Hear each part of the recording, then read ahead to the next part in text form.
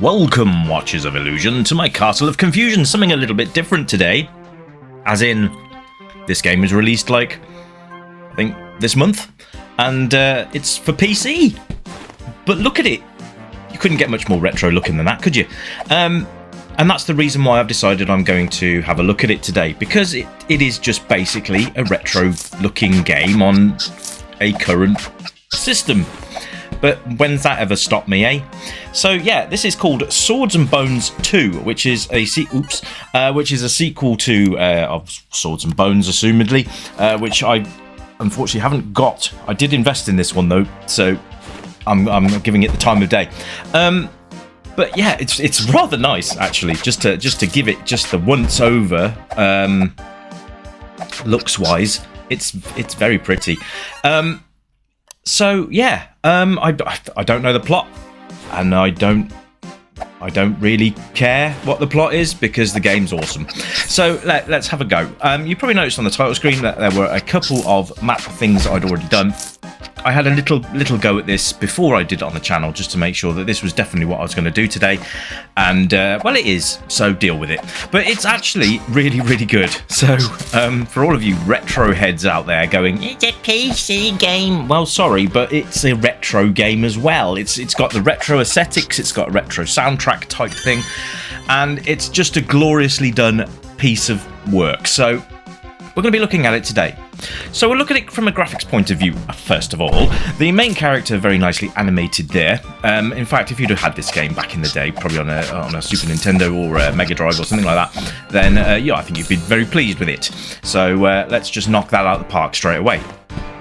All the little animated torches and stuff, very nice as well. Little lamps flickering. I like there's some nice touches in this game. The fog as it creeps across the screen. Great stuff. So let's have a look at UI. In the top left, you have your life counter, or at least your hit points counter. In the middle there, you have your shield counter, because you can block. I'll go into that in just a moment. In the top right-hand corner is how much booty you've actually managed to get, as in coins and coin sacks and treasure, that kind of thing, and how many keys you obtain as well. Now, the two vacant squares one is, I think, for when you complete a level, and then there are hidden suits of armor across the map as well. The keys are for chests, which you probably saw a chest earlier on, and you need a key for that, which you will get at various intervals throughout your game. So it's a continuous thing. You keep going and going and going, which is really cool, because you got hit in the face with a fish, and again. I'm probably not going to do this level because they just jump out of nowhere. Oh, poo, died in midair. But there you go. You can see there that we've got a cup there in the top right hand corner now, and that's it. Just works really nicely. The enemies are really nice actually. A lot of them take initially one hit. The bigger enemies take up to 3 or 4 hits at a time. So far we've only encountered 3 hit enemies. The rats all take 2. The fish take 1, and yeah. But yeah, as soon as you reach the end of a level, you complete it. So that's done. But you can go back and you can re-explore because you can buy stuff from the shop, which enables you to access previously unaccessible things. Before, there you go, there's my block, which failed completely, so I think it hit me in the head. So we'll move on to controls, because they're really quite simple. Left, right, up will block. Down. Now, there's no duck in this game, but if you're on a platform and you press down, you'll drop downwards. Hence what happened to me in the first sort of 2 seconds of me playing the game. I'll do it for you here. I'll drop down there and attack this guy from behind like so. So yeah, you've got an attack button, you've got a drop down button, and you've got a jump button, and that's it. So jump, attack, block, move left and right, and that's about it. So simple enough to do, no complex controls to worry about. Just get in there, have some fun with the game, which is what I'm doing at the moment. And you know, you get infinite continues, so don't worry about losing lives and stuff like that. You don't have that. You just start the level again from where you were from the start normally. There you go, you can restart the level, not a problem. So just carry on doing that. I've not noticed anything in particular that will make you aggravated with the game, which is always a good thing, especially with me, because well, I get easily agitated with games that just take the piss.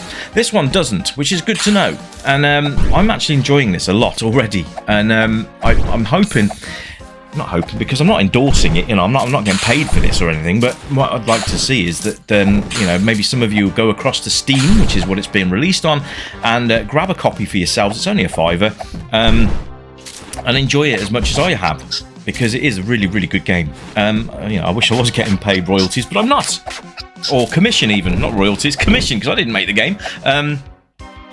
But yeah, I don't get paid anything to endorse anything, but if it's a good game, then I'm going to tell you it's a good game. And like I always say, support the developers, because you never know when we might get some more fun games coming from them in the future. So this will be something else that I'm going to start to try and do. If you're agreeable with it, then we'll start looking at some of these modern retro-esque type games, because I think, why not? It's part of the retro aesthetic. We might as well have a go. To be fair, there's nothing on my channel that says I don't do it, apart from the show being called the Retro Revival Show. But you know what? This is to me, this is retro. It's all good fun. Yes. Also, if you need keys, it'll tell you at the top of her head if you need a key or not, which is fairly good fun. Enemies vary at the moment from just wandering around doing not very much, but I'm sure we will encounter some other harder enemies as the game progresses. Sound-wise is great.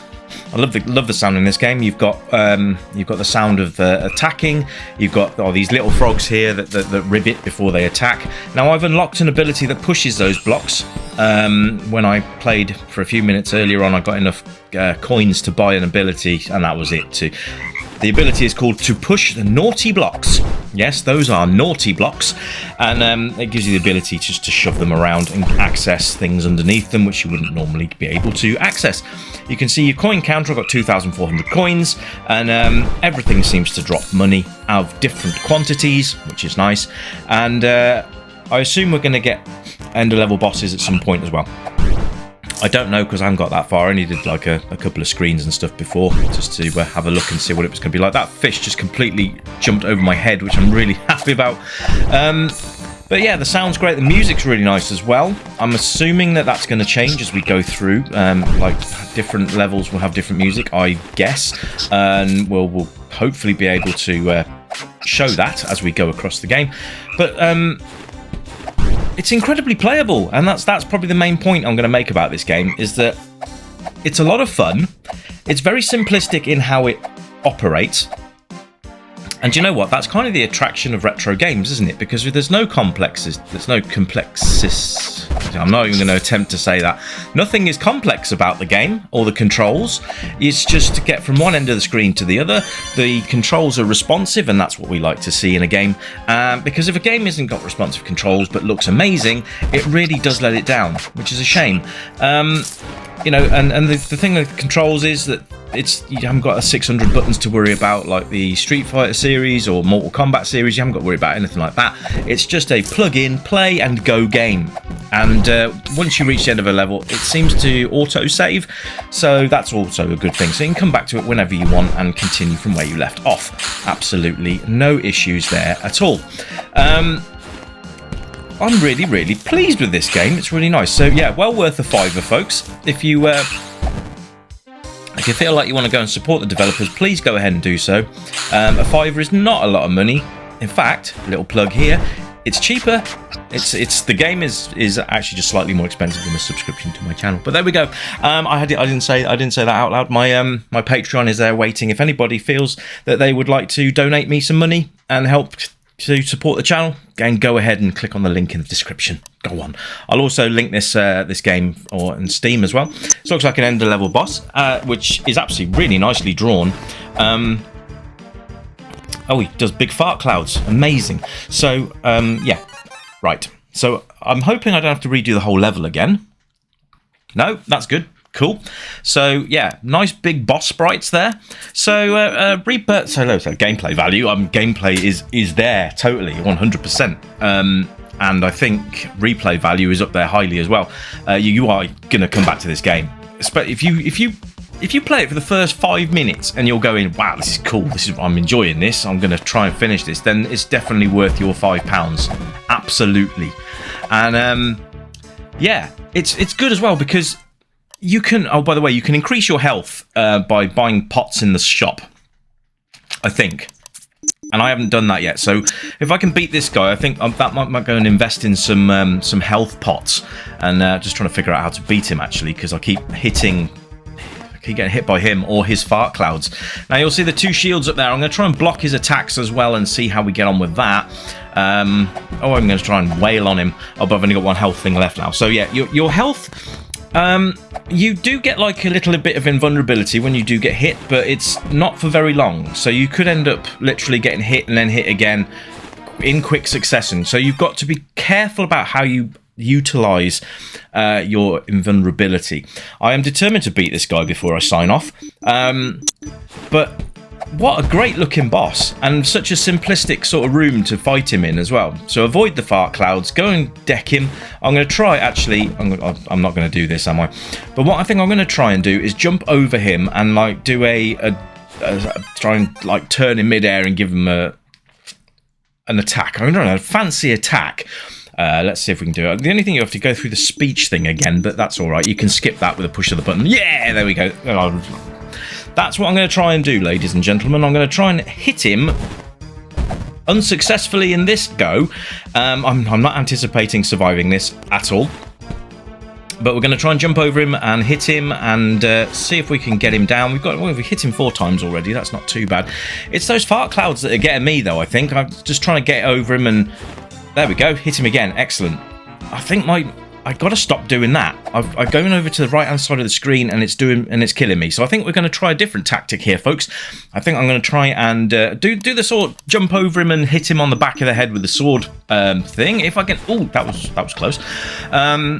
Yeah, okay. So the fart clouds do dissipate, which is good. We will try... No, there we go. I've lost one of my shields now, so I can only block him once more before I don't have any protection whatsoever. But let's see what we can do. I want to beat this guy, and then I'm going to sign off, and then whatever we do after that, you guys can check it out to your heart's content, and we'll see how we get on. And but I have thoroughly enjoyed this. It's called Swords and Bones 2, and it's on Steam, and like I said, for a very reasonable £5. So if you want to go and support the developers, go ahead. I haven't seen any way you can get this for free, so please don't try and look for it. It's not something that you can get for free. So stop being a Scrooge, part with your money. I have not enjoyed a game like this, a modern day game like this, for a long time. So massive heads off? No, not heads off. That's the swords talking. Massive hats off to the developers. They've done a great job with the game. And do you know what? I'm going to concentrate on this now. So just give me a second. I'm going to beat this guy. I am going to beat this guy. There we go. So I can hit him twice now. If I jump over him and then hit him as he's on his upwards thing, that might work. Oh, there we go. Hit him again. Yeah, we're getting somewhere now. Those clouds are probably the hardest bit, but once they've gone... Oh, jumped too early then. Oh, can I get him? Can I get him? That's horrible. Oh, no. No! Oh, blocked him. Okay. Oh, come on. Four dots left. Can we do it? Can we do it? Come on. We can do this. Come on, come on, come on, come on. Hit him again and again. 2 more hits and he's gone, ladies and gentlemen. And then I will sign off. Hopefully I can get him this time. Yes! Game over, laddo. Anyway, hope you've enjoyed this. It's been Swords and Bones 2 PC on Steam. I'll be back with a... I'm probably looking at an Amiga game next. And... we'll have some fun there, ladies and gents. But here's the shop, just so you can have a look at that as well. And until next time, my friends, I'm going to sign off. So have a great weekend. I'll be back soon with a brand new review. You take it easy, keep it retro, and as always, from me, it's bye for now. Ta-da!